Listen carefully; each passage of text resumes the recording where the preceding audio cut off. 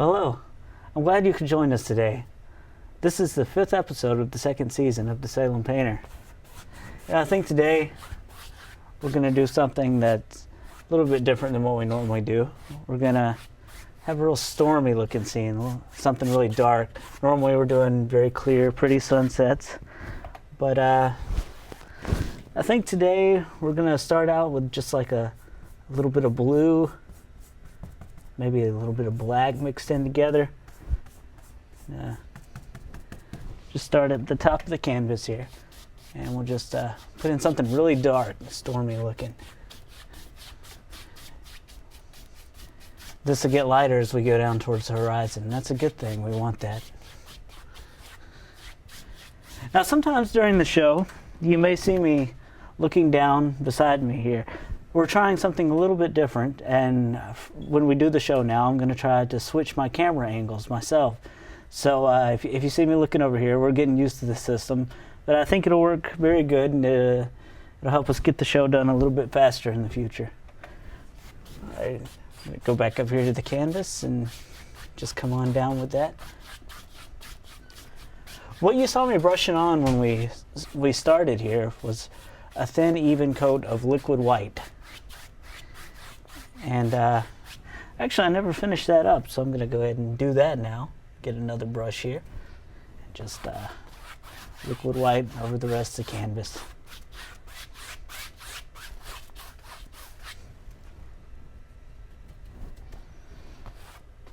It's not really important, and it's supposed to be a thin coat. In fact, the biggest problem is that some people put too much of the liquid white. You could even put this on and then go back over it, some paper towels, and wipe off the excess.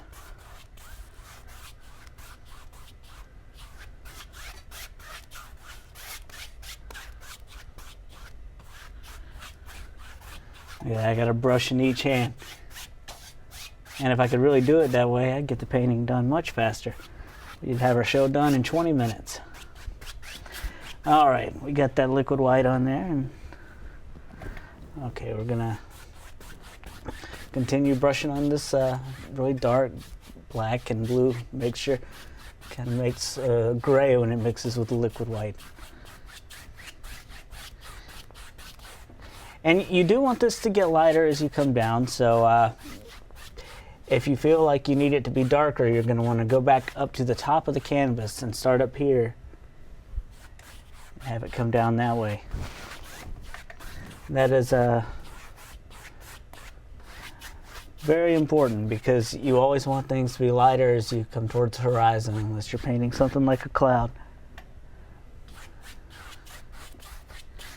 And remember, if you have any ideas for us, always feel free to send it to us. Just drop me a line at thesalempainter@gmail.com, or you can find us on our YouTube channel. And we also have a Facebook. It's facebook.com/thesalempainter. I always love to hear from people. And I'm not sure what I'm going to do with the bottom of the painting here yet, so right now I'm just going to go ahead and put some little vertical lines in, like we're going to paint some water in here. And if we don't like it, we can cover it up later with whatever we're putting down here. But for now, just assume we're going to put some water. You want things to be darker at the bottom of your painting too. Things get lighter as they go towards the horizon. But when you're starting from the bottom, putting in these little water lines, you want to put some fresh dark paint on there so it gets lighter as it comes up. And this little white spot we're leaving in the middle, we're hoping that this will look like a little sheen across the water when we get done.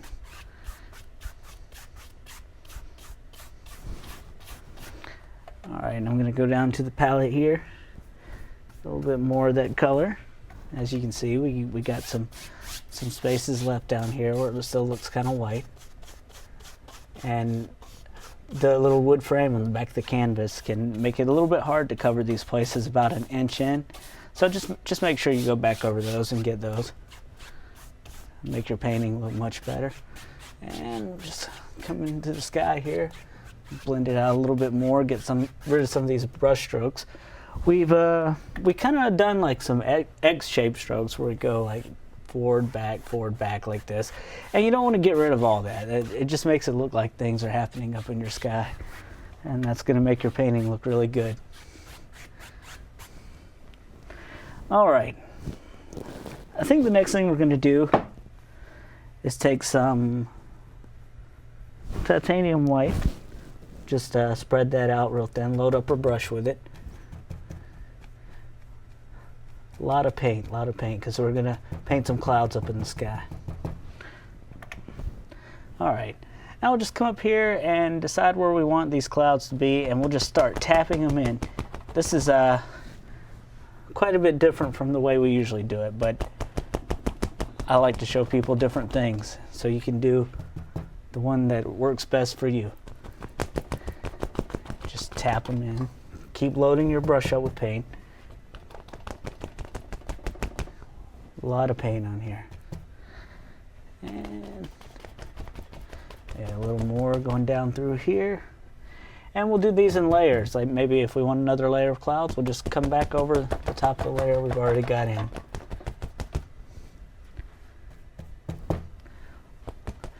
And as I said before, a lot of paint here.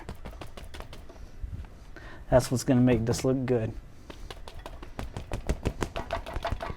And since these are supposed to be dark clouds, right now they're looking very sunny. Maybe we'll come down and get some of that blue color, a little bit of black, and we'll go tap some of that in at the bottom of these clouds. Cloud shapes.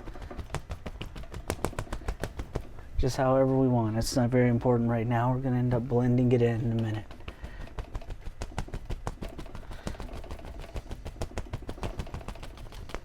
In some places you don't want it quite as dark, so just keep tapping it into the white and it'll start picking up the paint that's underneath, and already you can see it's starting to get much lighter at the bottom of these. Alright, next thing we're going to do is we're going to wash our brush. We do that by just rubbing it into a small screen at the bottom of a paint thinner can. I've talked about that on many episodes, so you know, if you're not sure what I'm talking about, because I don't really have a camera pointed at it right now, you can go back and look in our last episode on our YouTube channel, and it has a little bit about how to do that. And we got our trash can here with the broom handle going down the middle, and we're just beating off the extra paint thinner into that. You know, if you ever watch the Bob Ross show, you'd always see he'd always beat the brush on the canvas, or the easel here, and paint would go flying everywhere.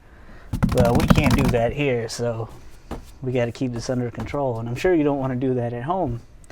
Alright, now that we got a clean dry brush, we're just going to kind of lift up and start blending this. We'll blend out the bottom of the clouds where we put the black in, where we wanted it to be dark. Just so it mixes with the white. You don't want to be able to tell where the black begins and where the white ends. Just blending it in. And right now we're leaving the bottom of these alone. I mean the top of the clouds alone. We're blending in the bottom, but we're not touching this top. I'm going to clean our brush again.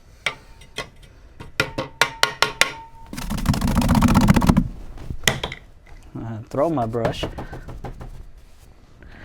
Alright, and now we're just going to gently lift up on these clouds. We don't want to destroy what we just made. We just want to fluff it out. Just a couple of hairs of the brush, not much else. I'm barely tapping this. Don't want to destroy it.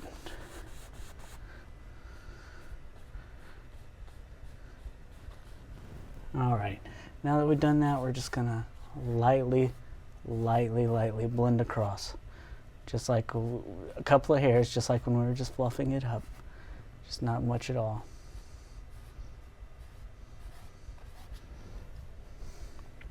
And if you just have a little paint on the brush, you can go ahead and beat it off. You don't necessarily have to run it through the paint thinner again. You just want a clean, dry brush. And we're just going to come across again. Make this look smoother. If you blend it too much, it'll disappear on you. So just very lightly, a couple of hairs.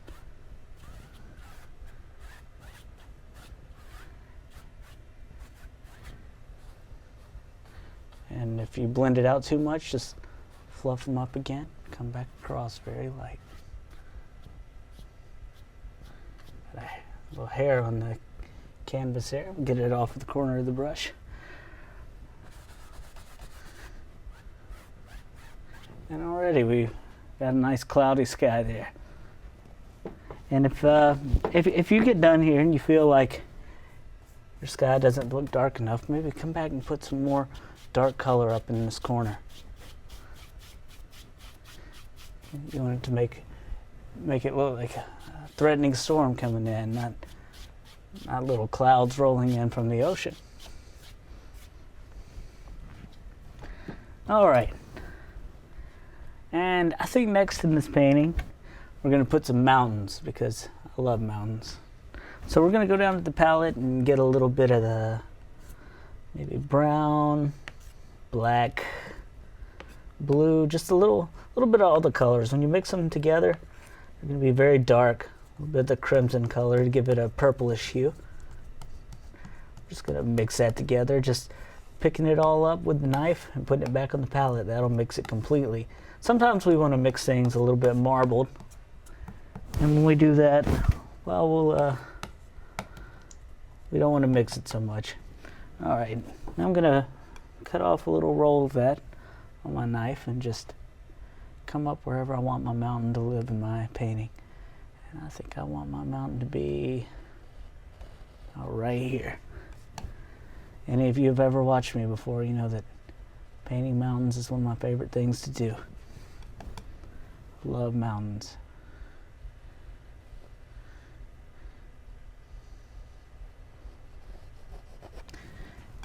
When you're doing your mountains, you're not really worried about what's in the middle. You just want a good outside edge. So I'm going to make sure we have that. The rest of this, we just are scraping some color in. It doesn't even matter. We're kind of just using the knife to scrape off the excess on the inside. Oh, and that sound was my phone. I wonder who's texting me. You always got to remember to mute this stuff before you start. All right, there we go. Turn the power off. All right, back to the painting.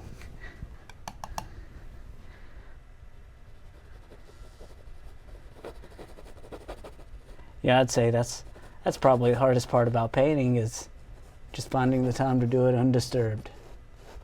You know, usually when I paint, I don't really want to be up here thinking about anything else that's going on in the world. I want to be focused on painting my own world. All right, next we're going to take our brush, our 2-inch brush, and we're just going to pull that down, basically in the direction you want your mountain to go. We want to kind of leave that outside edge alone. And already, as we're pulling it down, you can see we're creating this basic mountain shape and laying out how the mountain's going to go. And to me, this looks a little bit like Mount Hood. That's the mountain I live closest to. I can actually see it from my apartment. And I love the view. It's an awesome view. I just wish I lived a little bit closer to it so I could see it even better. All right, we're just going to blend out across the bottom here after we've done that. Just to kind of make it look like it's floating there. Maybe tap along the bottom, make it look a little misty. Okay, now the next thing we're going to do is maybe mix in just a little bit of the crimson, just a tiny touch, with some white.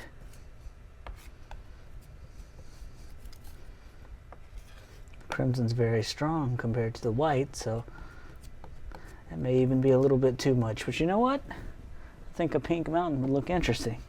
So try this out, cut across. We're just gonna, with no pressure, just kind of pull this down the side of the mountain. It even helps if you're nervous and you shake, because you know if you shake a little bit, that's going to help this paint break like it's doing. It's going to make it look like rocks and things going down the side of the mountain. As you know, if you press too hard, it's not going to break like that. It's going to end up looking like you just iced a cake. And that's not what we want. That's not what we want at all. And you just decide where these ridges live in your mountain. Just put them in, wherever you want them.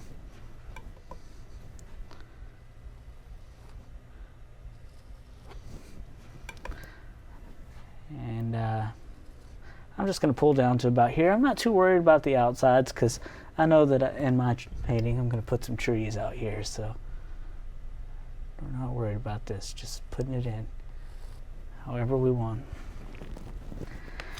All right, for the other side of the mountain, I'm going to go back down the palette again, and I'm going to put a little blue in there with our white. Mix it all together, maybe a little brown to darken it up, give it a real gray look. And we don't want to mix this up too much because we want it to stay marbled, so we're not really flipping it over. We're just kind of going across it and mixing it like that. Very pretty marbled texture. I'm gonna wipe off my knife. And I don't know if you can see that, but I just wipe my knife off here on paper towels. That'll get it pretty clean. You just rub it really hard and flat. All right, I'm going to go cut off a little roll of paint and put it on the palette knife. All right, we're going to come back up to the canvas and maybe put some shadows that come off right here. Just in a few different places.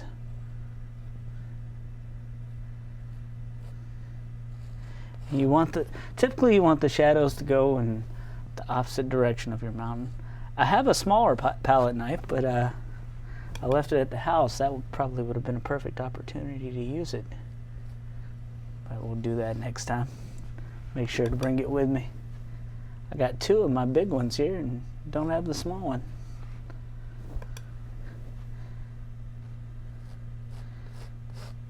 You know, lately I've had a chance to go and do a lot of live painting. Like I'll go to a bar or art store or something like that and just paint for people, and it's always interesting to do that because you get to know what people like right there on the spot.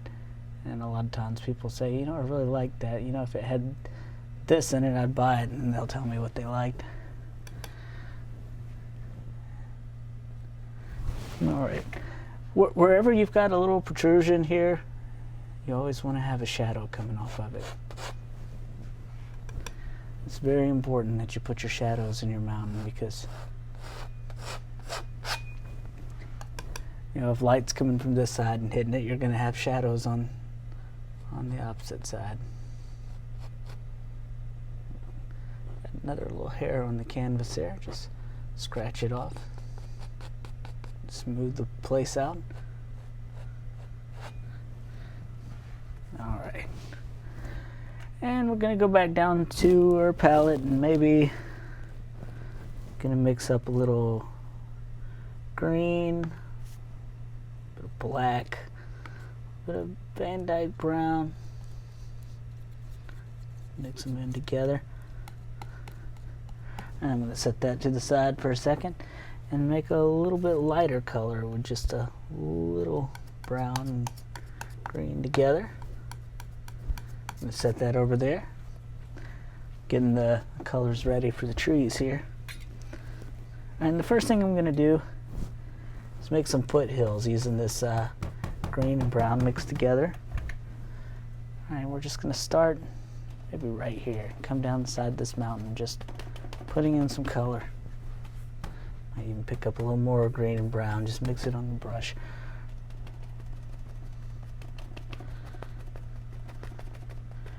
We want it to look very soft, just like it's here. And we're going to want to leave a little bit of this misty area that we made on the mountain. In fact, we're going to make it look a little more misty, maybe tap along the bottom of the mountain. And then just kind of lightly lift up. Not hard, just following the angles of the land here. Just very lightly lift up. And there, that made that look a little more misty. we're just going to keep coming across with that. Okay, it's a little darker here. Another hill coming in front of that one. Things get darker as they come forward in your painting.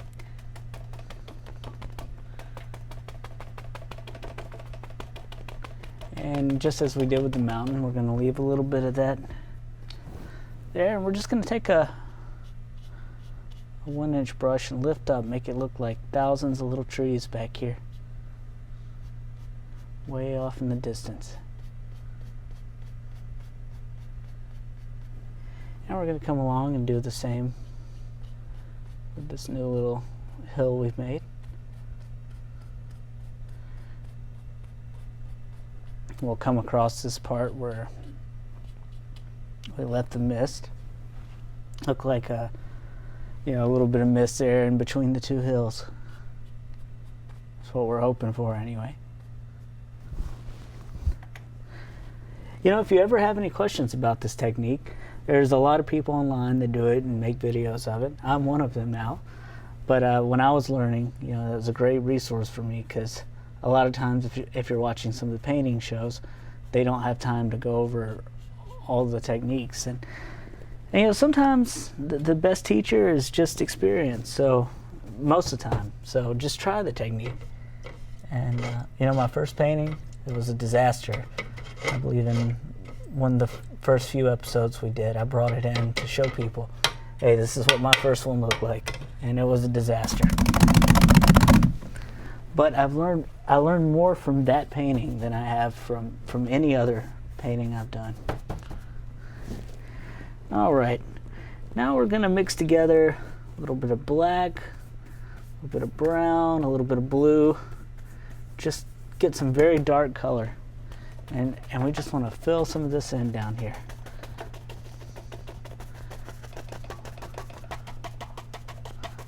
Want a little bit of land down here. And we're going to come back over this with highlight color, so we're not too worried about the color right now.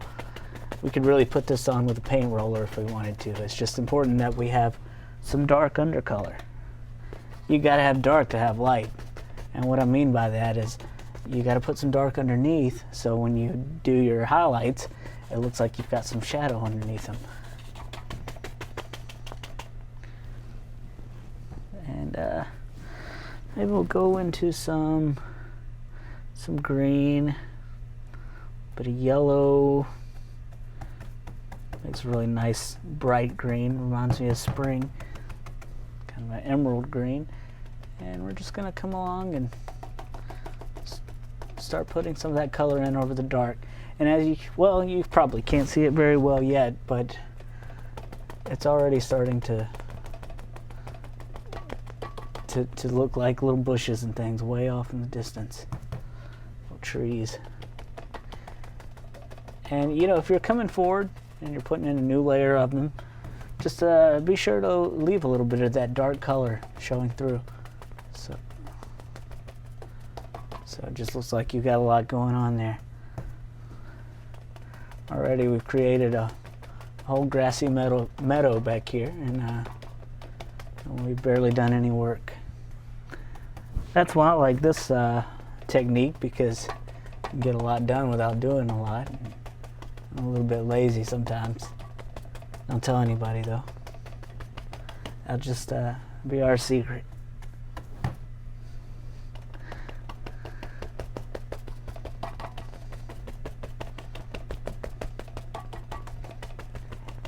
And when you're doing things like this, the more you tap it, the softer it's going to become. So you can just keep tapping this until it just looks like velvet. It just looks like grass instead of bushes. If you just put a layer on, it will look like bushes and things. But if you tap it, it'll look very smooth. A lot of times near the tree lines, I like to put on some things that look a little bit rougher. And when things are very far away, they don't really have much color in them. So you don't have to worry too much about colors and highlights way back. This is very far off in the distance. We're not worried about that at all right now.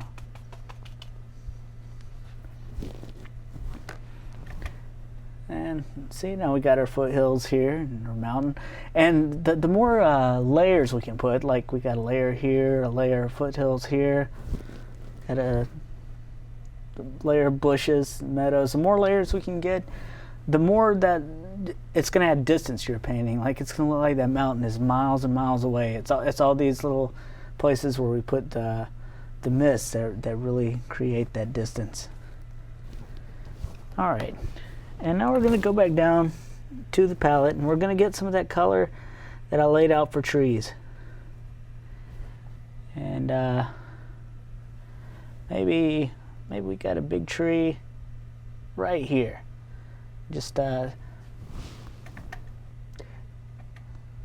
okay. Yeah, see, I'm getting used to this camera switching thing, so if you see things like that, well, we never make any edits, so just bear with me till I get used to this. All right, well, we're going to make the tree right here, and we're just going to tap with our fan brush, and then just take the corner and just go back and forth. And as we go down further and further, we're going to tap harder.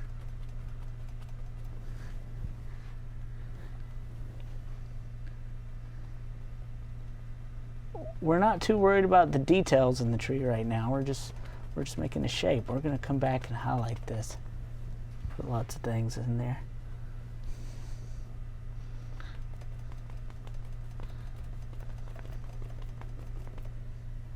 There.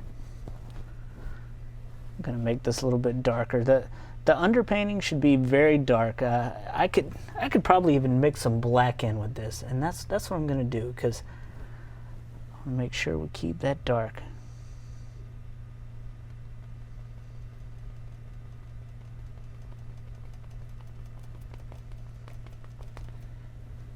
All right.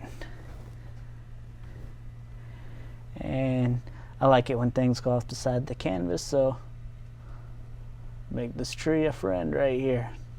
Bring him down. Maybe he's not as tall, or lives further back in there. It doesn't matter. We'll decide that when we put on the highlights. I just want to make this very dark. Okay, maybe here on the other side we got another tree that's even taller. We'll start him right there. And I don't ever really have a plan when I start these paintings. Usually we just kind of make them up as we go. So I'm deciding as I go. Occasionally I'll have something in mind, but things don't usually work out the way I plan them. And I'm not worried about getting the painting exactly how I want it. I just want something that looks good when we get done with it, and it makes me happy. Some of the paintings I've done I wasn't very happy with, and then after I sat them around, letting them dry for a few days, I started to like them more. We're always our own worst critic. And some of the paintings that I really, really liked, after I've had them a few days, I don't like them as much anymore. All right. And maybe another tree right here, just back in the background.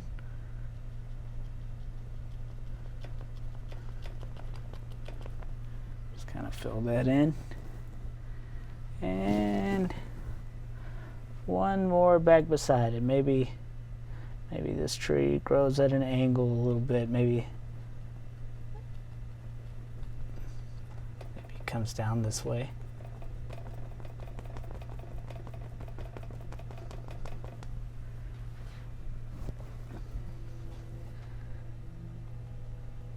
Had to get a little more paint to put over that because we had some very thick paint on the mountain, so it didn't show up quite as good as it might have if we didn't have that paint under it.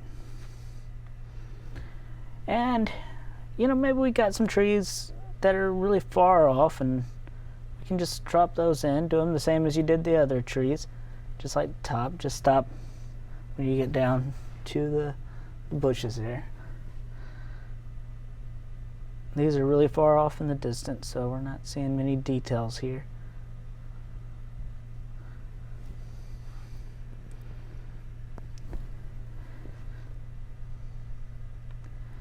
Maybe one right here in front of the mountain.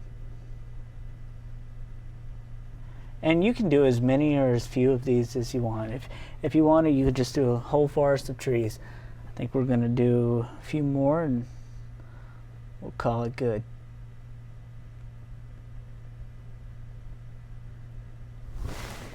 And as you can see, I'm still using the same color I created. You just kind of run your brush through it and wiggle it. Load the paint up onto the bristles.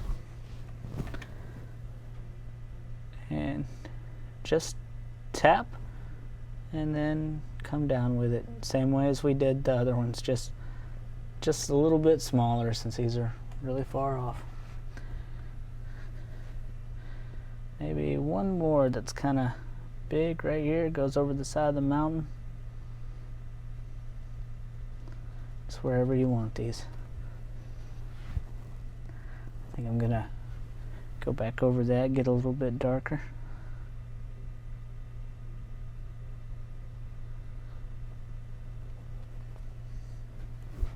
All right.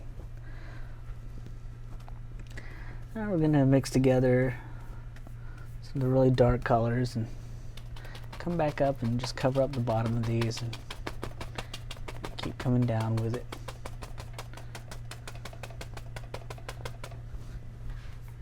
Just blue, black, brown, whatever you want.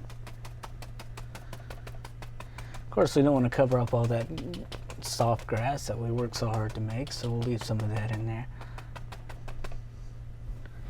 Some of these things far off in the distance. Alright, now we're going to clean off our brush, so we're going to come down, and first of all, if it's a fan brush, you want to wipe it off on the paper towels before you wash it off. And then you're just going to put it in the coffee can, and then come wipe it on the paper towel again. It's best to have 2 of each brush if you can. That's going to save you a lot of time washing brushes. Plus, it's impossible to get all the paint out of a fan brush unless you spend a long time cleaning it.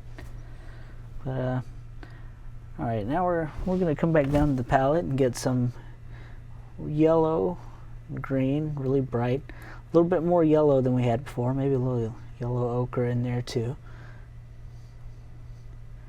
Change up the flavor of the paint a little bit. That's going to make a nice highlight color. And we're going to come back up to the canvas and just kind of tap in some highlights. We don't need a lot, just enough to show that there's some light shining on the trees. You'll want to do more on the side the light's coming from than you do on the rest of the tree. And you can tell which direction your light's coming from because we decided at the very beginning of the painting, whenever we put that highlight on the side of the mountain.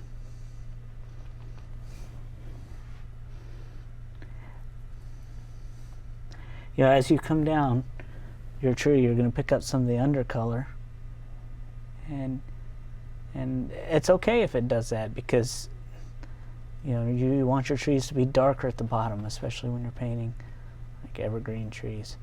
We're just putting some indications of color. We're not doing a lot of detail. These are still very far off.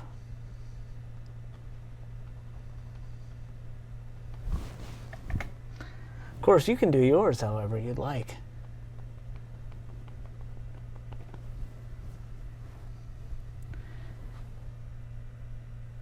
And let's see, a little bit on that side of that tree.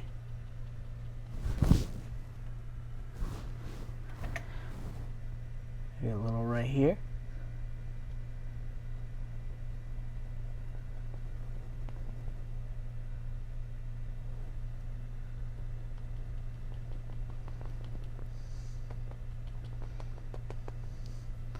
And these that are really far off in the distance, we're just barely going to tap some color onto some of them. It's not important at all. In fact, if you do see a lot of detail on these in the back, it's going to look strange to you because You know, you look off in the distance, you don't see a lot of detail on trees that are really far away.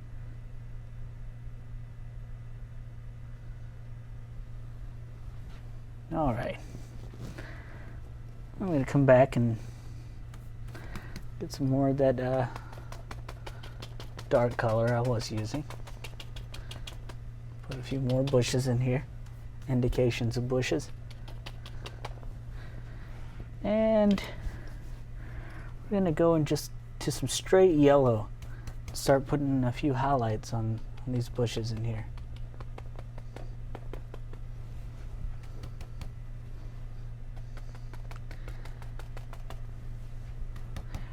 And here we're not getting a lot of detail. As we get closer, we'll put a little more work into the bushes.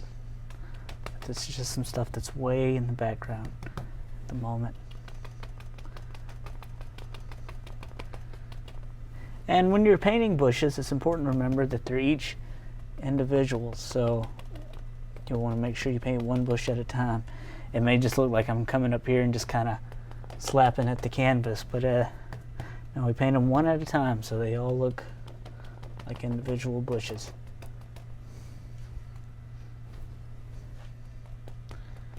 Maybe there's a little brighter one here and there further back. You can go ahead and put that in if you want. You can do these however you like. This is just suggestions for you.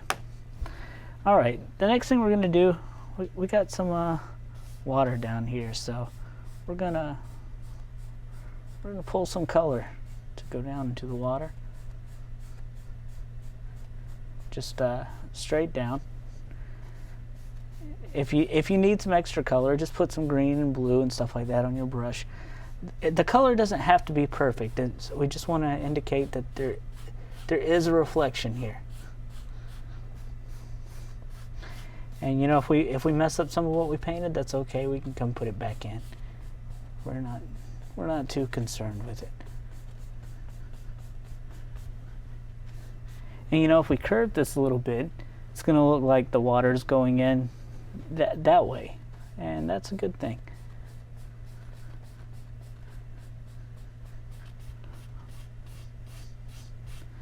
And where we got tall trees, we'll reflect a little more.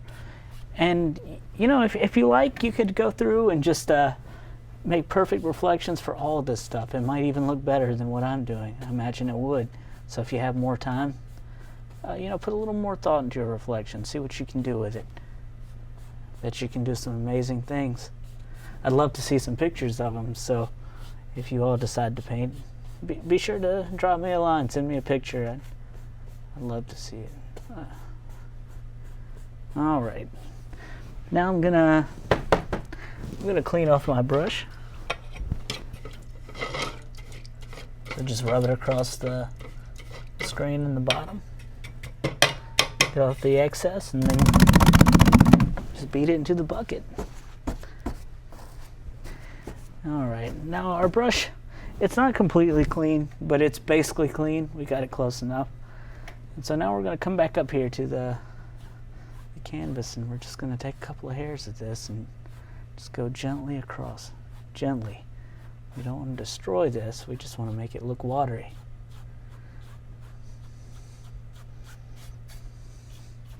Same thing over here.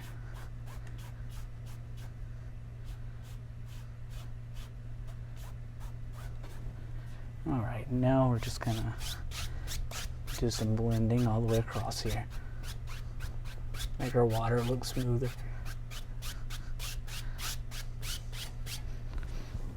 All right, now we're going to come back down to the palette. I think we're going to take some blue, black, brown, maybe some of the mountain color we did.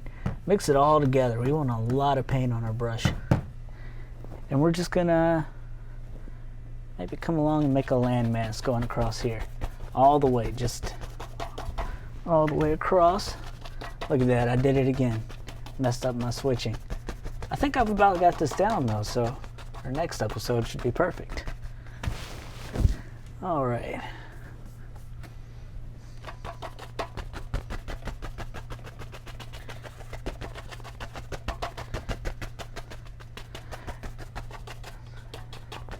tonight after we get done filming, I'm actually going to do some live painting in Portland at the Hawthorne Theater. So, pretty excited about that.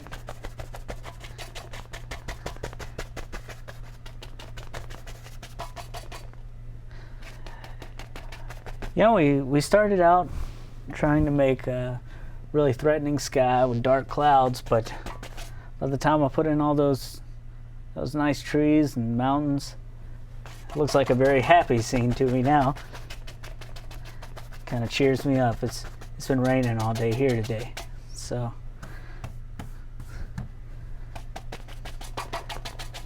at least we can have a clear world in the painting, right? Of course, water is important. We probably need the rain.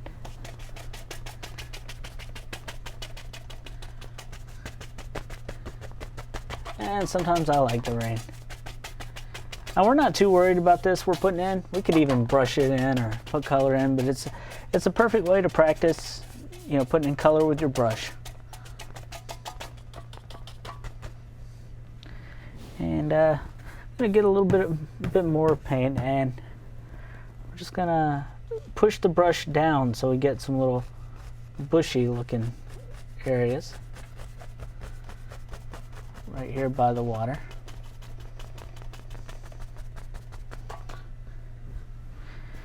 And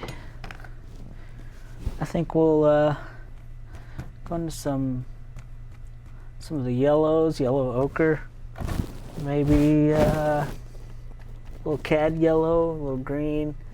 We're just gonna mix this all up on the brush. All right, we're gonna come back up and just kind of paint the bush in. We can go a little bit above the dark we painted. We don't want to go too much.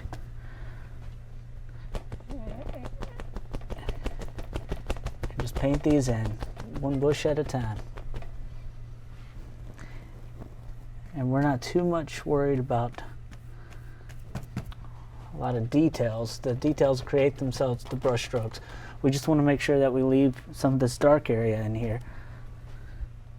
Paint these one at a time. That way, as we come down, it looks like we got shadows in here, and they look like individual bushes.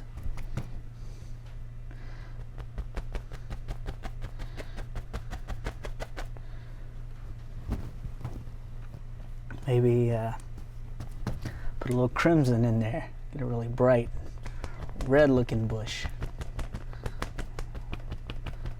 Maybe when it got spring again, that one didn't come back to life. He's still a little bit dead looking. And switch your brushes up. I try to keep one with light colors, one with dark colors. Of course, during the process, they end up picking up all the different colors of paint, so don't worry about it too much.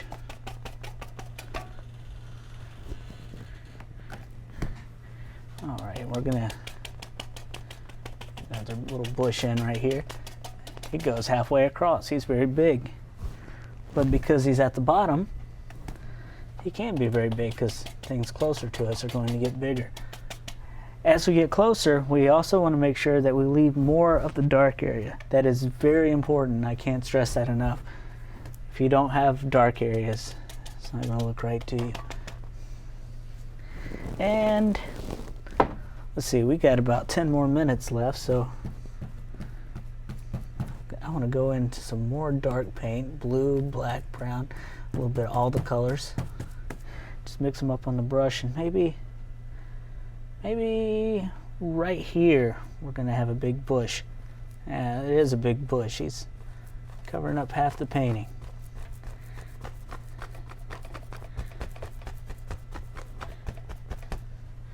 And be sure we keep a lot of paint on this. Keep it rather dark.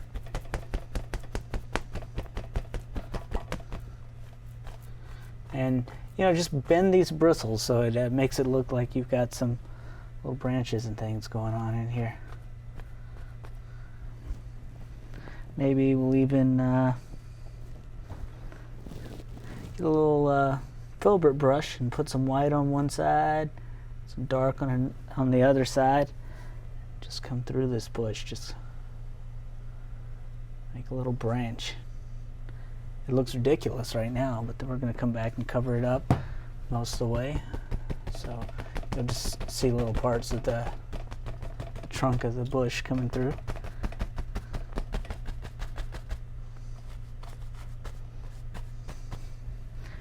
All right, we're going to clean off our brush.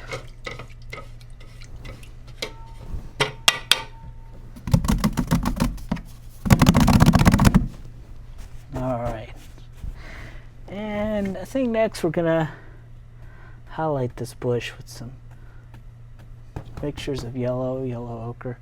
Just kind of make it orange and a little bit of the crimson in there. At the top of your bush, you want to hold your brush sideways so it looks like these things are kind of poking up like that. But as you come down, you could turn it this way and let them look more like they're hanging down.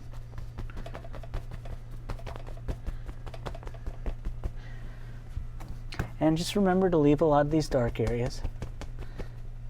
It's typically going to be brighter towards the top than it is the bottom. So remember that. Let's put a little bit brighter color up here. And these things can get darker as we come down.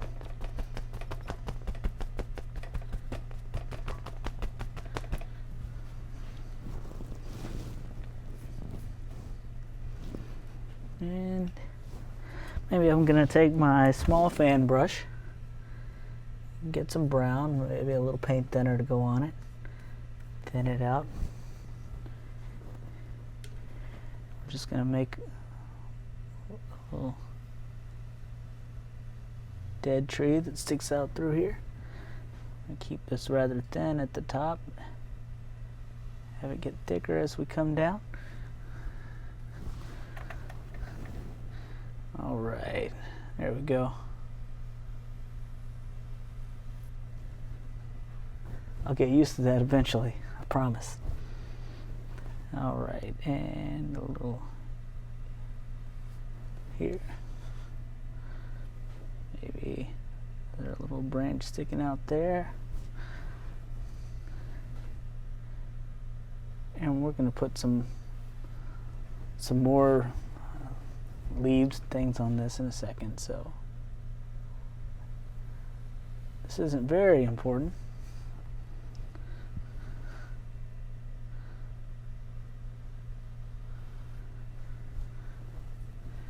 And you know, you can use the corner of this fan brush just like you do your script liner brush. In fact, I would use the script liner brush, but I didn't take it out of my box when I was unloading everything.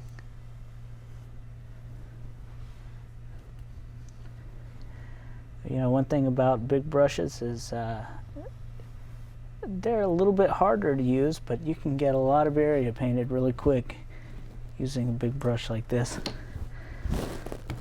All right, we want to come down at the bottom and just put maybe some bushes or something covering up the foot of this. I don't want it to look like it's just floating out there. And then we'll go back into our dark color.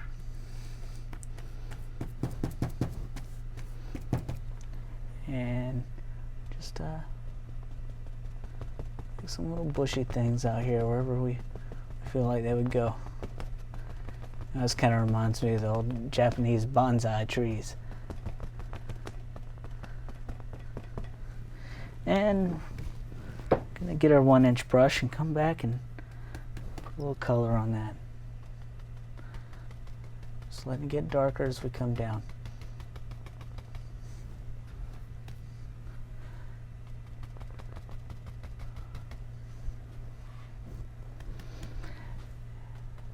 And you know, at home you have a lot more time, so you can spend a lot of time putting in little details, maybe painting in little sticks, things like that.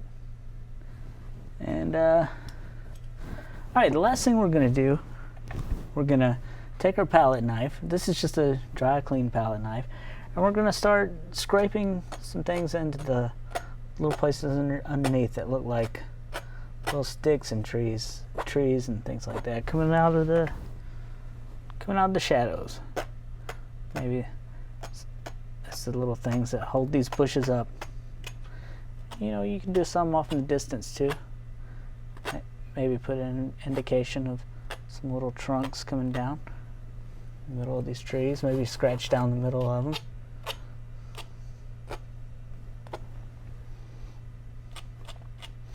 But mostly we just want to do this for the shadows, the bushes. And you know, I almost forgot something very important. Back here we want a little bit of land to hold all these bushes up. I just came forward and just left them floating out there in the water. Glad I noticed that. You would have been mad at me if I'd let that go, wouldn't you? Nah. Usually if you make a mistake, nobody else will really notice unless they look at your painting for a long time.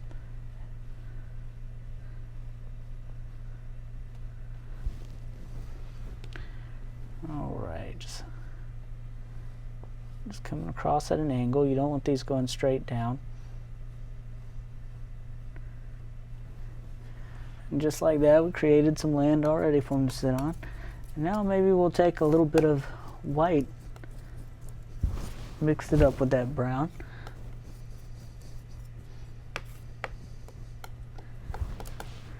Alright, now we're going to come back up here to the palette and just same direction. We're going to put highlights going along that land we just made. When it starts not coming off, just pick up some more paint.